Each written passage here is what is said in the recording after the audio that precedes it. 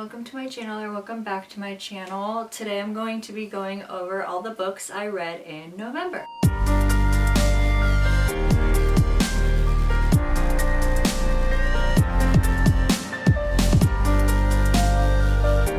In the month of November, I read 10 books for a total of 3,857 pages read, which equals to about 128 and a half pages read per day. I read 6 female authors, but a lot of them were duplicate authors. I had 4 5-star reads, 4 4-star reads, 1 3.5-star read, and 1 3-star read. So overall, it was a great reading month for me. The first book I read in November was True Colors by Kristin. This book follows 3 sisters. They're the Gray sisters. It follows Aurora, Winona, and Vivienne. Winona is the older sister, Aurora is the middle sister, and Vivienne is the baby. And it starts when they're about 12 years old, I believe, and then goes up to when they're in their 30s. And I just really liked the way that this book was written. Kristin is just phenomenal with her writing. So in this book, like I said, we follow all 3 sisters, and Vivienne gets married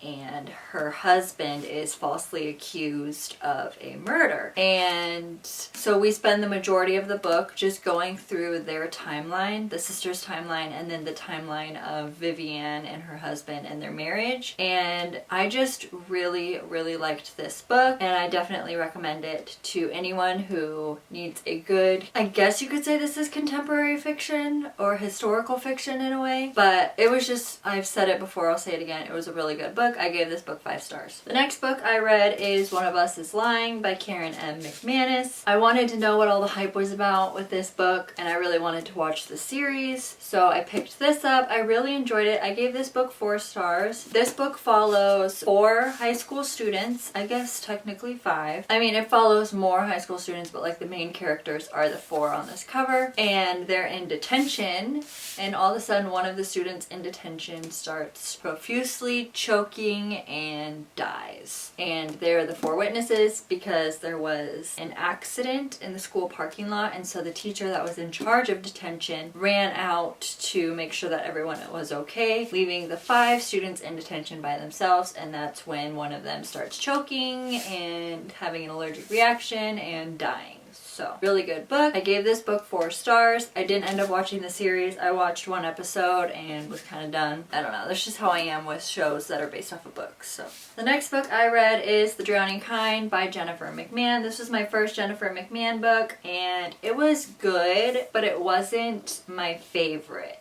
To be honest with you, it didn't stick with me how I would have liked it to, but it follows a girl named Jax and her sister Lexi, and Jax receives a bunch of weird phone calls from Lexi, and she doesn't answer them because Lexi's mental state is not all there, and all of a sudden she gets a call from someone else in the family, I believe. I don't remember who calls her, it doesn't state, but Lexi is found dead. She drowned in the pool, and Lexi's a really good swimmer, so it was really confusing on why she had drowned. And this was their grandma's house that Lexi was living in, because when their grandma died, her grandma gave her the house. Pretty much that was what was in her will, was give my house to Lexi. So Lexi lived in there. It was a big house. So Lexi lived in there all by herself. And the storyline was okay. It felt a little fantasy to me, and I'm not gonna lie, I don't care for fantasy. And the ending just was so meh to me. I did give it 4 stars because it wasn't like the worst book I've ever read. Like, it kept me hooked. I just wish that the ending had more to it. So, like I said, 4 stars. The next book I read is A Good Girl's Guide to Murder by Holly Jackson. This book was so freaking good. I usually don't gravitate towards YA, but I really read a lot of YA this month. I wanted to know what all the hype was about with One of Us is Lying, and I wanted to know what all the hype was about with this trilogy. And let me just say, this book was so good. I read it in 1 day. Never have I ever read a book in 1 day, because I have a 1-year-old. I don't have a lot of time to read. So this book, I crawled into bed one night. I had like 40% left to read of it, and I literally stayed up till like 11:30 at night reading this book. It was so good. I couldn't put it down. I was not expecting to finish it, but I did. Also, if you're able to get the audiobook for the first book at least, do it. The audiobook was really good with this book, so I definitely recommend getting the audiobook and reading this if you're able to. I gave this book 5 stars. The next book I read is Good Girl Bad Blood. This is the second book in the Good Girl's Guide to Murder trilogy, and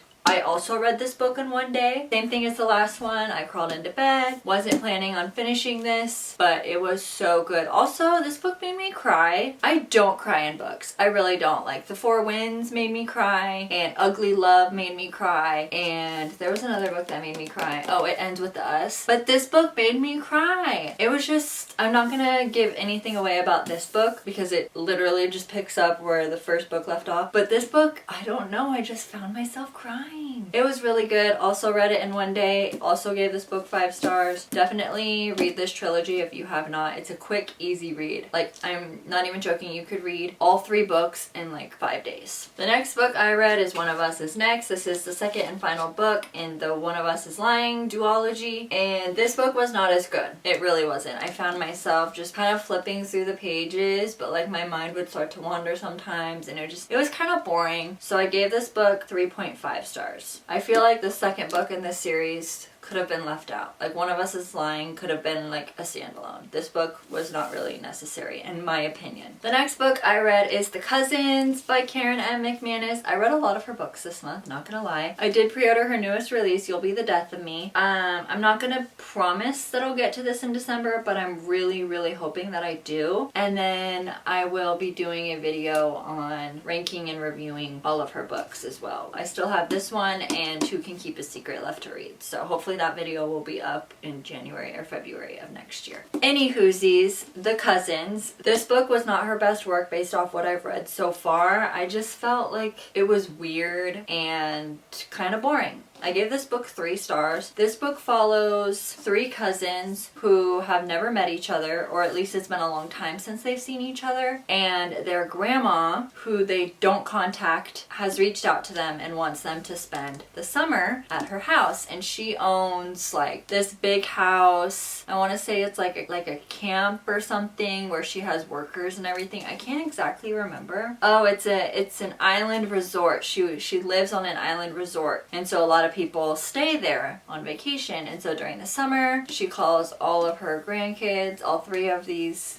people, to come work on her island resort and get to know her and hang out with her. But upon arriving there, there's some weird stuff going on, and it's just, there's a lot going on in this book. And you would think, oh, there's a lot going on in this book, it's not boring. No, it was. It was. I gave this book 3 stars. The next book I read was way out of my comfort zone. I just wanted to see what all the fuss was about with this book, and I wanted to read it because the author, like her backstory, the fact that she's like super young was really intriguing to me. So I picked it up. It's These Violent Delights by Chloe Gong. I went into this book thinking that it was a young adult historical romance, and upon reading it, I realized there was some fantasy in it, and I don't care for fantasy. However, her writing is really good. Like, I don't know how else to describe it. It wasn't like anything I've ever read before with the way that she writes. And that itself was really fascinating to me. So I read this,